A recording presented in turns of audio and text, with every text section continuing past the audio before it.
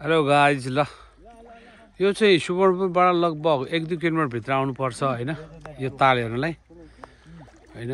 अब यो तालको नाम चाहिँ ठ्याक्कै मलाई थाहा भएन, त्यहाँ बोर्डमा चाहिँ अघि नाम हेर्न बिर्स्यो, म क्याप्सनमा राखौँला। अहिले चाहिँ यो भ्यू चाहिँ हेर्नु होला यहाँहरूले, हेर्नुहोस्।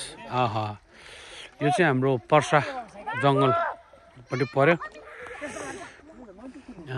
आज अब आइतबार खासै मान्छे छैन र स्थानीय बासिन्दाहरू चाहिँ यहाँ आएर चाहिँ आफ्नो गर्मी छल्न चाहिँ यस तालमा आउनु हुँदो रहेछ। यहाँहरू पनि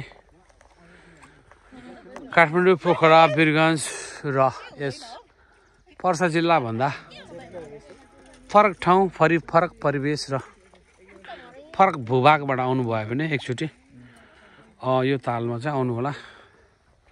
र यहाँ माछाहरू टन्नै छ भन्ने भनेको छ, तर आज नै यहाँबाट लगभग 6-7 क्विन्टल चाहिँ माछा निकालेर बेचिएको भन्ने स्थानीय बासिन्दाहरूको भनाइले राख्दै माछा थोरै मात्र देखिएको छ। माछा बोलाउने प्रयास हाम्रा राहुल भाइ, सुदीप भाइले गर्दैछन्। छ माछा, यही नै हो।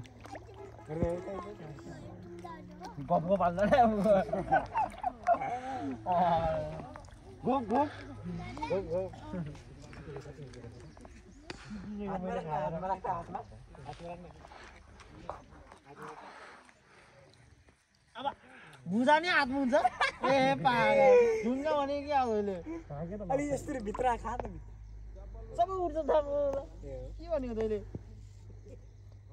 मुजा पो त ढुङ्गा भने खानु के हो। धन्यवाद।